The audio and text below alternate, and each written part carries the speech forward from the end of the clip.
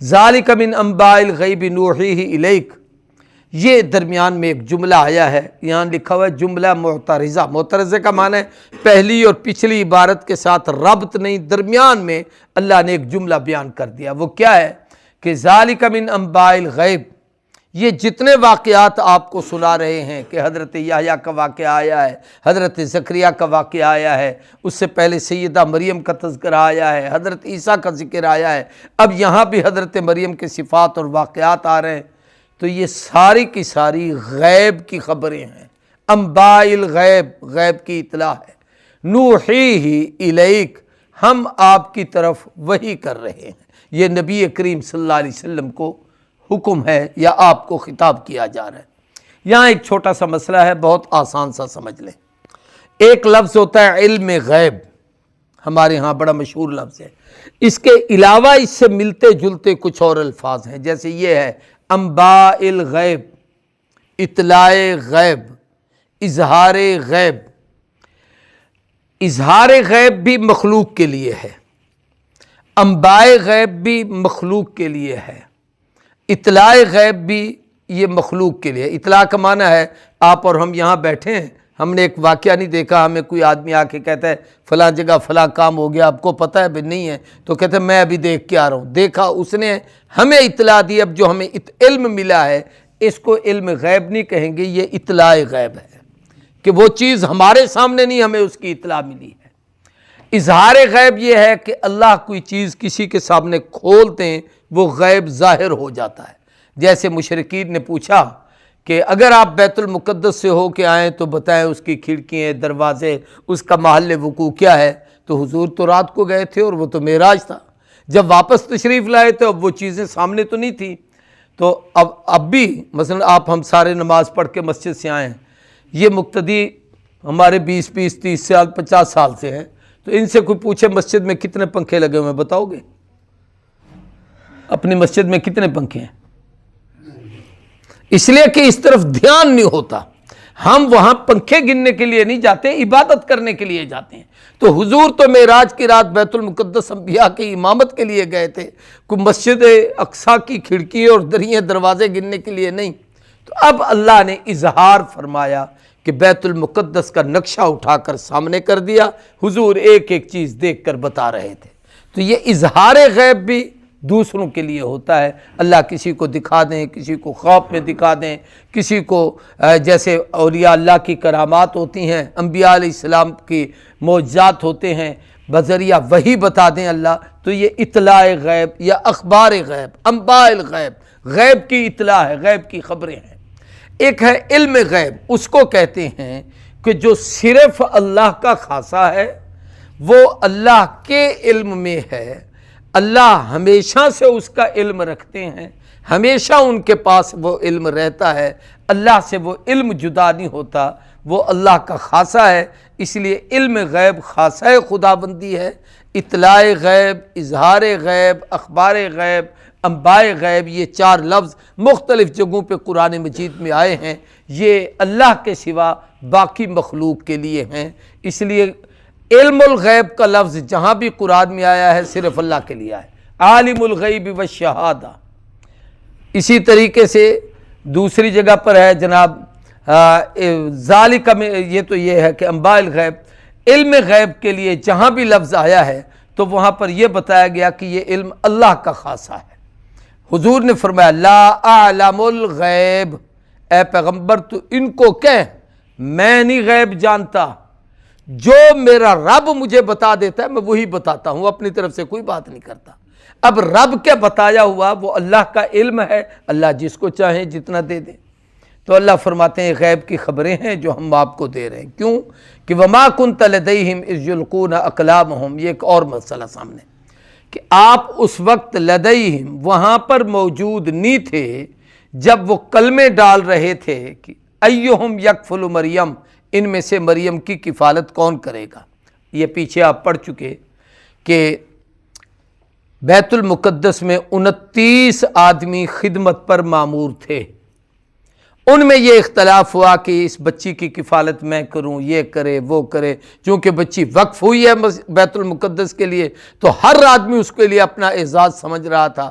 تو وہاں یہ فیصلہ ہوا کہ قرآن اندازی کریں، تو وہ پانی میں کلمیں ڈالی گئیں، یا یہ ہے کہ ان میں سے ایک قلم رک جائے گی یا الٹی چلے گی، تو وہ حضرت زکریا علیہ السلام کی قلم تھی۔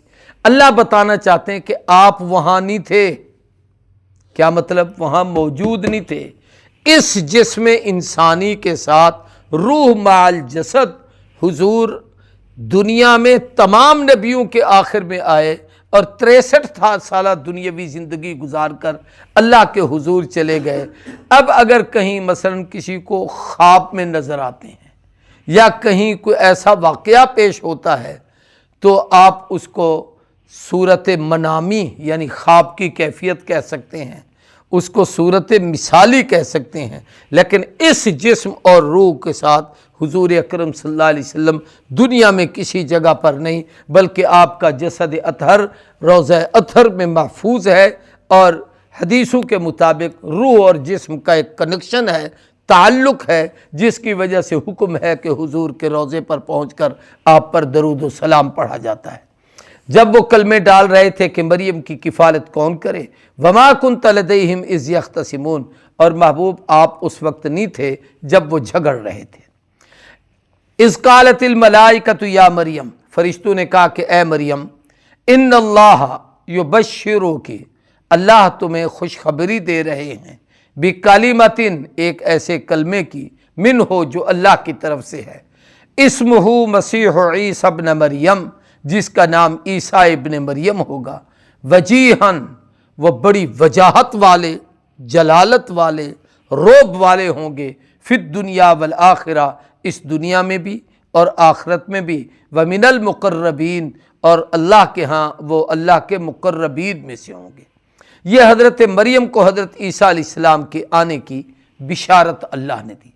سیدہ مریم کو جب فرشتوں نے یہ بشارت دی، آگے آ رہا ہے کہ یہ کیسے ہو جائے گا، مجھے تو کسی نے ہاتھ نہیں لگایا، آگے 16ویں پارے میں بھی تفصیل سے آ رہا ہے، آج تک مجھے کسی انسان نے چھویا نہیں، تو انہوں نے کہا یہ اللہ کا امر ہے، اور اس کی طرف اشارہ شروع سے ہو گیا تھا کہ بی بی مریم کو بے موسمے اگر پھل رب دے سکتا ہے کہ وہ پھل کا ابھی بور نہیں لگا اور وہ پھل بن کے اس کے پاس آ گیا ہے، تو تیرے پاس بھی کسی مرد کا بور نہ آئے اور اللہ تجھے بیٹا دے دے، یہ اللہ دکھا رہا ہے کہ اگر میں وہ دے سکتا ہوں تو تمہیں بچہ بھی دے سکتا ہوں۔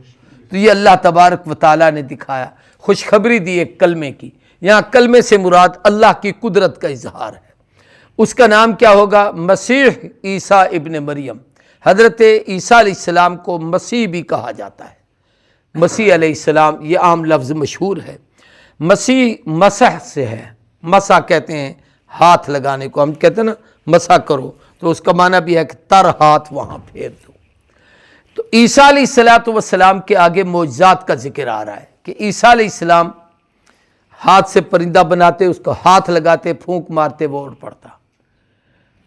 نابینا آتا، اس کی آنکھ پہ ہاتھ پھیرتے، بینائی آ جاتی۔ گنجا آتا، اس کے ہاتھ پہ، سر پہ ہاتھ پھیرتے، بال اگ جاتے۔ کوڑی کا مریض آتا یا برس کا مریض آتا تو اس پہ جسم پہ ہاتھ پھیرتے، وہ صحیح سالم ہو جاتا۔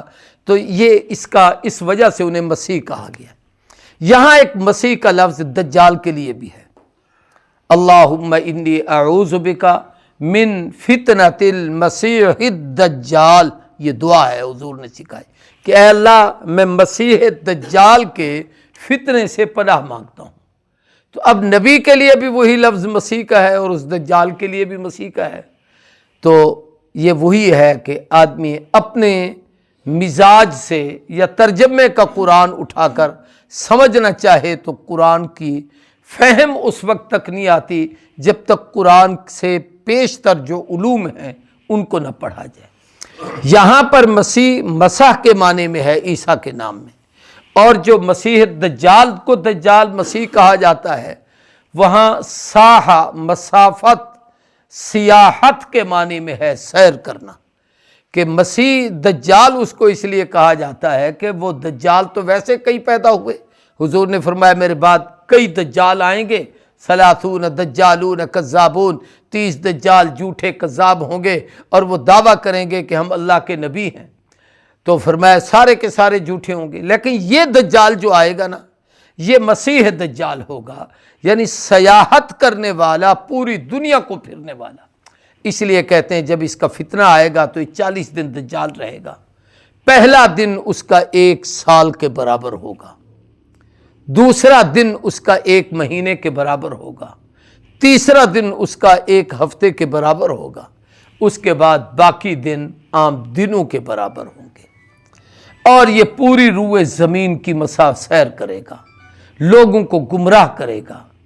ان کو جیسے مسمرزم ہوتا ہے، ہماری آنکھوں پہ پردہ آ گیا، ہم دیکھ کچھ رہے ہیں، سامنے حقیقت کچھ ہے، ہو کچھ رہا ہے، تو یہ لوگوں کو خدا بن کر دکھائے گا، انہیں جنت بھی دکھائے گا، جہنم بھی دکھائے گا۔ کوئی کہے گا میرے پاس کھانے پینے کو کچھ نہیں تو سونے کا ڈھیر لگا دے گا، یہ سب کچھ ہوگا اس کے پاس، لیکن اللہ نے اس میں ایک عیب رکھا ہے کہ اس کی 1 آنکھ ہوگی، وہ اپنی آنکھ درست نہیں کر سکے گا، یہ اس کے اندر طاقت نہیں ہوگی۔ اور آخر میں جہاں یہ جا کر اس پر ذلت ہوگی وہ یہ ہے کہ ایک صاحب کمال آدمی کو یہ شہید کرے گا، لوگوں کے سامنے پھر کہے گا میں اس کو دوبارہ اٹھا دیتا ہوں، اسے اٹھائے گا تو وہ زندہ ہو جائے گا۔ اب وہ آدمی کہے گا اچھا اب تو مجھے مار دکھا، پھر یہ چاہے گا بھی صحیح نہیں مرے گا۔ فرمایا اب اس کی ذلت کا وقت شروع ہو جائے گا، یعنی اللہ کا مقابلہ کرنے میں اس نے اپنی بھرپور توانائی خرچ کی لیکن ناکام اور نامراد ہوگا۔ تو یہاں عیسیٰ علیہ السلام کو مسیح کہا گیا ہے اس معنی میں کہ عیسیٰ کے ہاتھ، ہمارے یہاں ایک ہوتا تھا ڈاکٹر زاہد، یہ اپنا اسی رحیم یار خان روڈ پہ اس کی چھوٹا سا کلینک تھا، بہت نیک دل ساتھی تھا، ہمارے مدرسہ کا کوئی بچہ جاتا وہ سب کو مفت دوائیں دیتا۔ اب بھی اس کا ایک بھائی بیٹھا ہے، نام تو میرے ذہن میں اس کا نہیں ہے، تو وہ بھی ایسے ہی کرتا ہے۔ تو اس کے متعلق وہ بیچارہ زاہد جب فوت ہوا تو لوگ کہتے تھے کہ ہمارے شہر کا مسیحا تھا۔ مسیحا کا معنی وہی کہ اللہ نے اس کے ہاتھ میں کوئی ایسی شفا رکھی تھی، پیسے بھی نہیں لیتا تھا، دوائیں بھی مفت دیتا تھا، علاج بھی کرتا تھا، اور لوگ جو ہے نا اس کے پاس جاتے تھے، اور وہ عام طور پر ہڈیاں جوڑتا تھا۔ یہاں ایک اور ہڈی جوڑ ہے، بہت بڑا ڈاکٹر ہے، اس کی تو فیس 30 40 ہزار روپے ہوتی تھی، باقی آپریشن تو اپنی جگہ پر، یہ سب کو مفت باندھ دیتا تھا۔ تو مسیح کا معنی ہوتا ہے جس کے ہاتھ میں اللہ وہ صحت اور تندرستی رکھے۔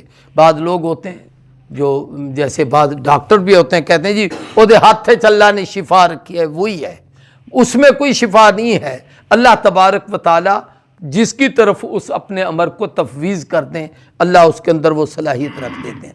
تو عیسیٰ ابن مریم، ایک تو اس کا نام اللہ نے رکھا، اس کی صفت مسیح بتائی، دوسری صفت ہے وجیہن فی الدنیا والآخرہ، چہرے کی وجاہت بھی عیسیٰ علیہ السلام کی خوب ہوگی کہ دیکھنے والا مروب ہو جائے گا، اس کو پتہ چلے گا کہ عام بچہ نہیں ہے، لگتا ہے یہ کوئی کمال والا آدمی ہے۔ اور تیسری صفت فرمائی وَمُقَرَّبًا وَمِنَ الْمُقَرَّبِينَ، قیامت کے دن اور دنیا بھی اللہ کے مقرب بندوں میں سے ہیں۔ اور پھر ایک چوتھی صفت ان کی یہ ہے کہ وَيُكَلِّمُ النَّاسَ فِي الْمَهْدِ وَكَهْلًا، وہ کلام کریں گے لوگوں سے مہد، ماں کی گود میں، جولی میں۔ عیسیٰ علیہ السلام پیدا ہوئے، سیدہ مریم لے کے بیٹھی تھی، لوگ آئے کہ یہ کہاں سے تو بچہ لے آئی ہے، تو اللہ کی طرف سے حکم تھا اشارت الیہ، اس بچے کی طرف اشارہ کرنا، خود بولے گا۔ تو حضرت عیسیٰ نے ماں کی گود میں کہا انی عبداللہ آتانی الکتاب، میں اللہ کا بندہ ہوں، اللہ نے مجھے کتاب عطا کی ہے، تو ماں کی گود میں بولیں گے۔ وَکَہْلًا، اور ادھیڑ عمر میں بولیں گے۔ ادھیڑ عمر سے مراد ہے 40 سال سے زیادہ کی عمر، اس سے مراد ہے قرب قیامت میں عیسیٰ واپس آئیں گے تو اس وقت بھی ایسے بولیں گے جیسے اس دنیا میں بولتے تھے، ان کی کوئی گفتگو، کوئی زبان، اتنا عرصہ گزرنے سے کوئی چیز بدل نہیں جائے گی، اللہ نے انہیں بولنے کی طاقت دی ہوگی۔ چونکہ 33 سال کی عمر میں آسمانوں پہ اٹھائے گئے، کہلن، اس بڑھاپے کی عمر کو ابھی پہنچے نہیں آئیں گے، تو وہ اس وقت بولیں گے، یہ ان کے واپس آنا ہے۔ وَمِنَ الصَّالِحِينَ، اور وہ عیسیٰ اللہ کے نیک بندوں میں سے ہوں گے۔ یہ عیسیٰ علیہ السلام کی صفات ہے۔ سیدہ مریم کہنے لگی قالت رب انا یکون لی ولد، اے اللہ یہ بچہ مجھے کیسے ہوگا، ولم یمسسنی بشر، مجھے تو کسی نے ہاتھ بھی نہیں لگایا۔ قال کذالک، اللہ فرمائیں گے ایسے ہی اللہ کرتے ہیں، یخلق ما یشاء، جس کو چاہتے ہیں اسے پیدا کرتے ہیں، اذا قضا امرا فانما یقول له کن فیکون، اللہ جب کسی کام کا ارادہ کرتے ہیں تو اسے کہتے ہیں ہو جا، وہ ہو جاتا ہے۔